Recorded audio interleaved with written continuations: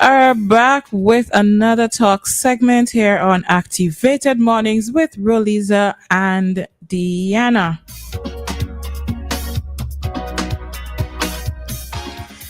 Around this time, or in just about a minute, we are supposed to receive a call from Mr. Kingsley DeFreitas, who will give us his usual morning commentary at this time.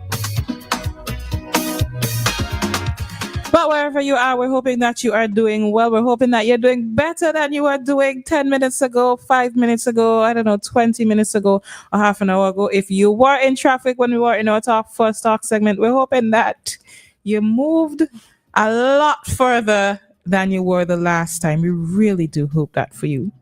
All right. And if you're on the road, and you happen to be listening, sometimes you may be surprised that our persons I usually see with their radios still, they walk about with their radios and they're listening. Dan, I'm talking to you. I'm seeing you with your radio in your hand, by your ears, walking in the road as usual. So if you're one of those persons, wherever you're going, I hope that you will get there safely. You and the WEFM family, thank you for taking us on the journey with you. All right. So Paige and Kingsley, this is the official page. It's 7:45, Paige and Kingsley. All right. So you could go on ahead and call us at this time if you're going to make commentary today.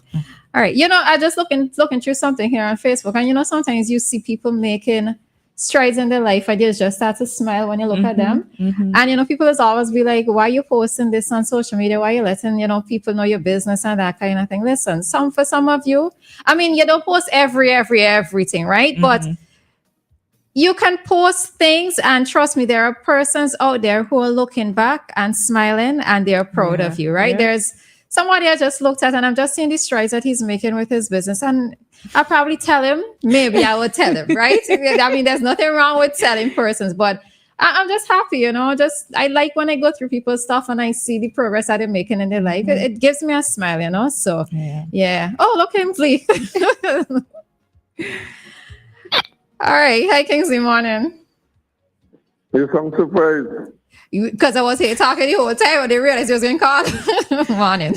No, I have to call my one time. I'm having a little difficulty, but I still find time to call. I one of those days, Okay. But everything is okay with you? Yeah, we good, man. We good. We airy. Cool and airy. Sound like a Rasta man, the boy. He like the youngest day. Yeah. But hey, what happened, right? I thought I was something yesterday. Did we have any homicide over the last couple of days? No, and we keeping it that way, Kingsley.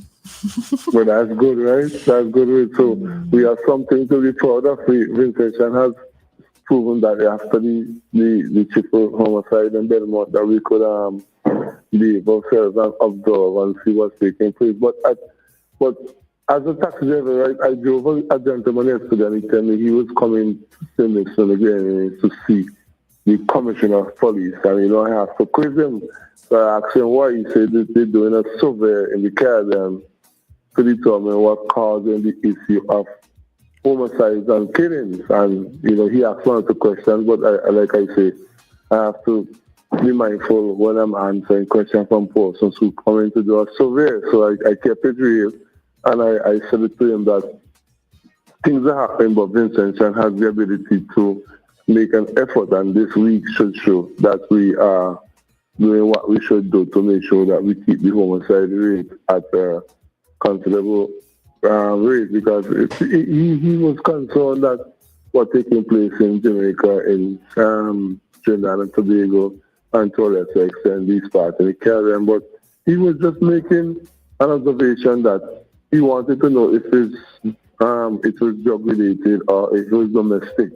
So I tell him when he gets to the commissioner of police, Commissioner Coy should give him the information, because I don't want him to go and say I say. So because when they come to do the surveillance thing, right, they take the analysis from the persons in charge, but they want to go around to see what the public is thinking. But I found them to be interested, and if what he said to me is going to take place, we will see some improvement in terms of the investigation skills from Trevor Bailey and the persons who responsible for the investigation of the crime and so. So that's my take until tomorrow morning, bright and early. And I'll have a wonderful day, okay? All right, you too, Thank Kingsley. you. Thanks. All right.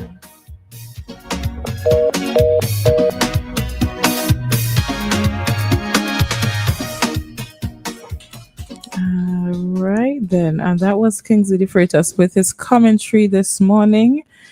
I'm gonna turn to Roleza. Roleza, do you have anything to add to what Kingsley said? The way in which, so I have heard of situations before where persons are coming into the country, let's say to do affairs with government officials, conduct, let's say, scheduled interviews, right, in an official capacity. But sometimes they ask for the opinions of persons on the ground. And, you know, sometimes this is why, well, it's not a case where I'm trying to say that we have to be mindful of who we speak to, or we have to try to cover or pretend the realities that we're facing on the ground. But sometimes we do have to realize that there are times when we have interactions with persons who are visiting our islands, and depending on what we say, it leaves them with a particular opinion or a particular view of the country, which may not necessarily be the opinions of everybody else, but of just that particular person. Yeah. So I always remember there was one time an interview was done with wait, I can't tell you the last I see the person. Anyway, an interview was done with a particular gentleman, and he did have a little bit of a grouse with the government and or the ministry in which he had worked. And I always wondered if the persons who he spoke with, what was the opinion that they left having of St. Vincent and the Grenadines, and in particularly of the government? Because if I have a disagreement with the government, or I'm not happy with the way in which they treat me in a particular manner, of course, my opinion of the government is going to be tainted, right? Yeah. But is it a case where I am giving them all the facts? Am I giving them all of the information with regards to why it is that we first had an issue with, that is me and the government, you know? So it's just one of those interesting things where I'm not saying to stifle how you feel or to stifle your opinions, but sometimes we do have to be, sometimes we just have to, how to phrase it? Because I just said, don't stifle what you're saying. Just be mindful. Just be mindful. Let me leave it at that. Yeah. All right. So I have to say that I do agree with you on that part about being mindful of what we say to foreigners when they come, and not just in this particular way or on this particular issue that was brought up, but in general, because, you know, sometimes you look at certain videos on the internet about your country, because I've seen this before, and I've seen it with SVG and I've seen it with other persons from the region, where you're seeing a particular video on the internet where a foreigner came in and they did a documentary or something about your country, and you're like, wait a minute, this is my country? Like, I did not know this about my country, you know, and you wonder who was their source, where they got that particular bit of information from. But yep, that's it. But you know, the persons are going to talk about freedom of expression. You shouldn't have to stifle this, you shouldn't have to stifle that. But sometimes we do need to be careful. And I think sometimes when I read comments from persons in diaspora about, you know, how they view SVG, it always sounds so dramatic, right? Because they're not here on the ground with us. So while it is that maybe it's a case where we are used to it, or maybe we don't see it through the same eyes that they do. But I tend to find that sometimes when you see persons commenting on certain things on social media, especially those in the diaspora, it always sounds so dramatic. And maybe it's because they're left with the opinion of SVG being this pristine place, you know, where nothing is ever going to go wrong. And, you know, maybe the influence of the bigger cities, the bigger countries should not be happening here. But changes are also going to be happening with us, you know, changes would happen. Not saying that it's for the better, but changes would happen. So, yeah. True. Just to make sure the information that you give to foreigners is accurate as possible. All right. So we have. Yeah. Hello, caller. Good morning. Hi. Wonderful. Hello. Wonderful. Hi. I love what I'm hearing there with you guys, and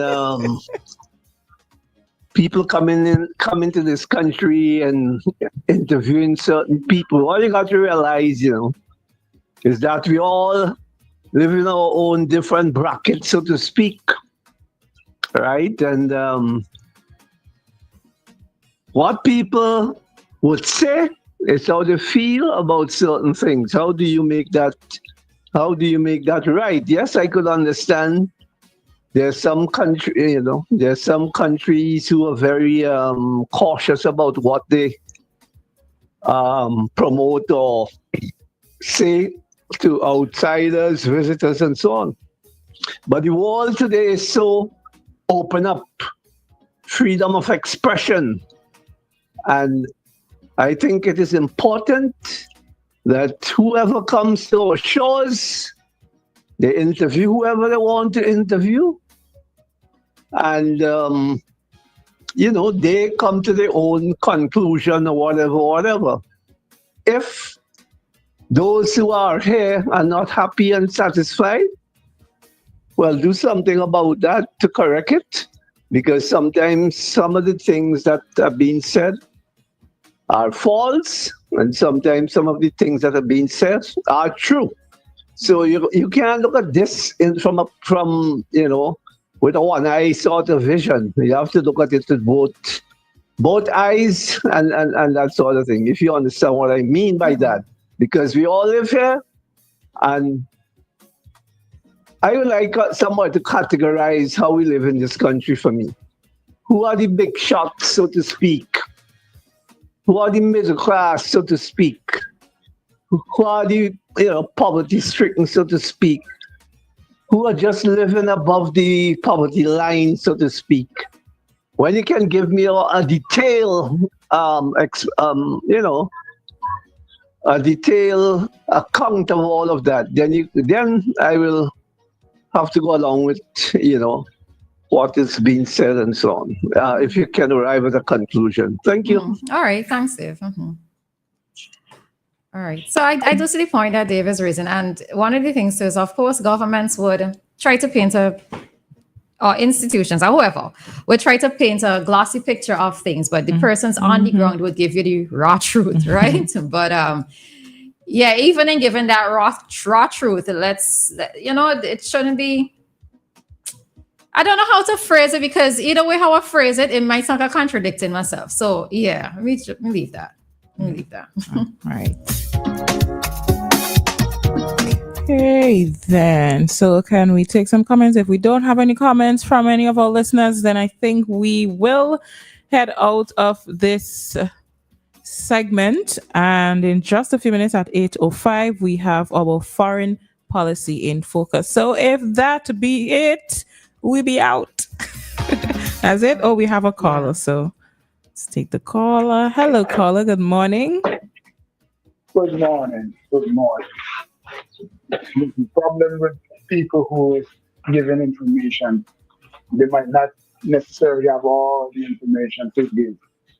And they might give the wrong information, the wrong impression of a country, because of their own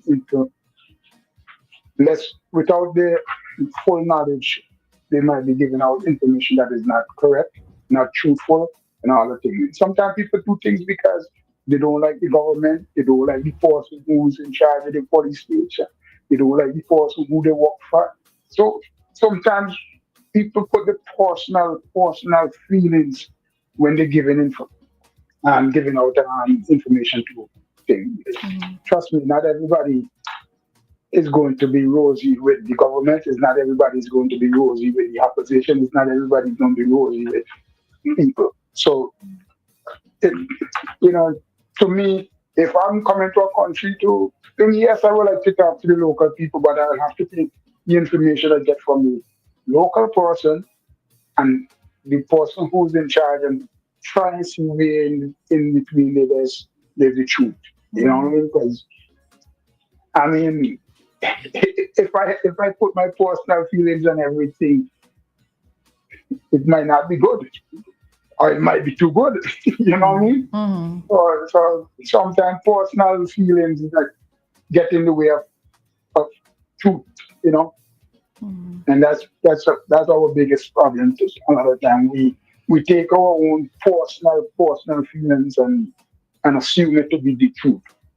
It's I've heard so many times that Sylvan's is not a country that you're free to speak. And I listen on the radio, people talking about the government, saying everything about the opposition. Well, everybody's saying everything about everybody, but yet it's still not free to speak.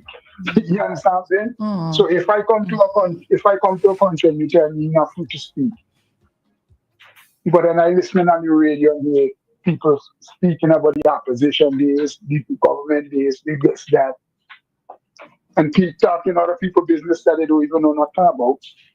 Because people come out and talk about you, talk about me, and then when you actually find out, talk to me about me, you find out what you heard is not really what it is. You know what I mean? So we got to be careful with the conversation sometimes that we have with people, because sometimes we give them the wrong impression of people and country, and that's my take on it.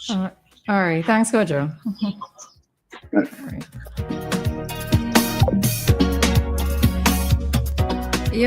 As Kojo was saying that, it just reminded me of persons in the hospitality industry, those who come in contact with direct contact with visitors. Well, I suppose that they will be told this during the training. So like taxi drivers, let's say front desk persons at hotels, waiters, waitresses, you would go through that type of training to be taught how to not answer certain questions or what questions to answer. I know that even when I did protocol training, like one of the things that we were always told was the type of conversations that we shouldn't really engage with. And there were times when I was put on the spot when persons asked, so how is St. Vincent and the Grenadines? And I would go and talk about something very generic, right? Of course, I would not bring up government. I would not bring up anything related to politics, nothing topical. But persons who have that direct contact with persons to visitors to our country, and you're going to find yourselves in different positions. Taxi drivers, as I mentioned the others before, you have to be a bit mindful of how you answer certain questions, because what you say could also leave them with a particular impression of the country, which may or may not be correct. As Kojo was saying, it might have that undertone of a personal thing coming through, depending on what it is that you say. All right. But yeah. All right, then. So with that, we are going to head out of this talk segment. In just a few minutes at 8:05, we're going to have today's foreign policy in focus. And later on, as in a couple minutes later, we'll be back with another talk segment. But for now, it is 8:02. It's 8:02. It's 8:02 here in St. Vincent and the Grenadines. And this time check came to you by the New Haven Funeral Home. Death